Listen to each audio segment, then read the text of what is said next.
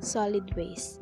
Any garbage, refuse, sludge from a wastewater treatment plant, water supply treatment plant, or air pollution control facility and other discarded materials including solid, liquid, semi-solid, or contain gaseous materials resulting from industrial, commercial, mining, and agricultural operations. 16 major classification of solid waste. Municipal waste. Municipal waste includes waste resulting from municipal activities and services such as street waste, dead animals, market waste, and abandoned vehicles. Domestic residential waste. This category of waste comprises the solid waste that originate from single and multi-family household units. Commercial waste. Included in this category are solid waste that originate in offices, wholesale and retail stores, restaurants, hotels, markets, and warehouse, and other commercial establishments. Garbage. Garbage is the term applied to animal and vegetable waste resulting from the handling, storage, sale, cooking, and serving food. Rubbish. Rubbish is a general term applied to solid waste originating in households, commercial establishments, and institutions, excluding garbage and ashes.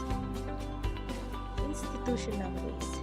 Institutional waste are those arising from institutions such as schools, universities, hospitals, and research institutes.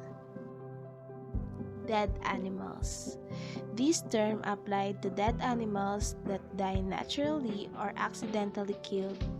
This category does not include carcass and animal parts from slaughterhouse, which are regarded as industrial waste. Constructions and demolition waste. Construction and demolition waste are the waste materials generated by the constructions, refurbishment, repair, and demolition of houses, commercial buildings, and other structures.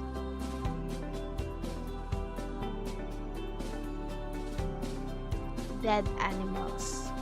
This term applied to dead animals that die naturally or accidentally killed. This category does not include carcass and animal parts from slaughterhouse, which are regarded as industrial waste. Constructions and demolition waste. Construction and demolition waste are the waste materials generated by the constructions, refurbishment, repair, and demolition of houses, commercial buildings, and other structures. Industrial waste. The types of industrial waste generated include cafeteria garbage, dirt and gravel, masonry and concrete, scrap metals, trash, oil, solvents, chemicals, weed grass and trees, wood and scrap lumber, and similar waste. Hazardous waste. Hazardous waste may be defined as waste of industrial, institutional, or consumer origin which, because of their physical, chemical, or biological characteristics, are potentially dangerous to human and the environment. Sewage waste. The solid byproducts of sewage treatment are classified as sewage waste. Biomedical or hospital waste. Hospital waste is generated during the diagnosis, treatment, immunization of human beings or animals, in research activities in this field, in the production and testing of biological. Plastics. Plastics, due to their versatility in use of impact on environment, can be grouped under a different category of solid waste.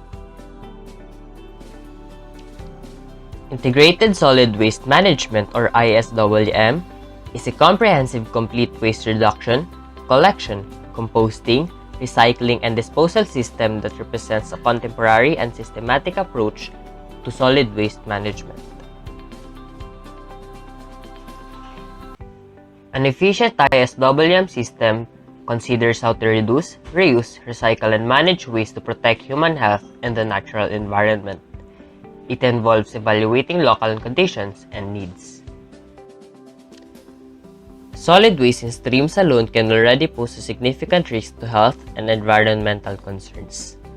It can cause a broad range of problems including polluting water, attracting rodents and insects, as well as increasing floods due to the blockage of drains. It may bring about safety hazards from explosions and fires. Improper solid waste management can also increase greenhouse emissions, thus contributing to climate change. Components of ISWM include waste prevention to lessen the amount of wastes, recycling and composting to maximize the use of the wastes, and disposal to properly manage the disposal procedure of wastes.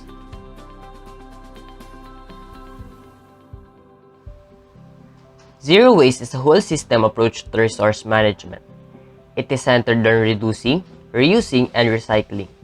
It aims to maximize recycling, minimize waste, reduce consumption, ensure products are made to be reused, repaired, or recycled, and/or purchase sustainable products. Unlike ISWM, zero waste management wants to make use of waste instead of disposing it. This way, the uses of waste are maximized instead of being left out unnoticed. Zero waste management can normally be applied by everyone through self-evaluating products before buying things by answering these simple questions. Can the waste generated by this product be recycled? If not, how are you going to manage it? Can you maximize the use of the waste generated by this product? There are four characteristics of hazardous waste. Those are ignitability, corrosivity, reactivity, and toxicity. Ignitability, or something that is easy to burn or to be burned. There are three types of ignitable forms: liquid with a flashpoint or can burn with low temperature, solid material that is combustible, and oxidizers and compressed gases. Corrosivity, or something that is decaying. These materials are substances that can rot things. These are substances that can damage through chemical exposure, and usually it has 2 or greater than or equal to 12.5 pH level. Reactive materials are easy to explode and dangerous according to EPA or US Environmental Protection Agency because it has unpredictable damage and can cause harms with unique hazards. Toxic materials are something that can poison and can be a threat to the groundwater because it has an effect to humans and environment. EPA perceives these hazardous waste as a dangerous substances because it has about 60 contaminants on their toxicity characteristic list. Hazardous waste management is doing their job to achieve the three main goals, and those are the protection of health and safety, waste minimization and disposal, and regulatory compliance.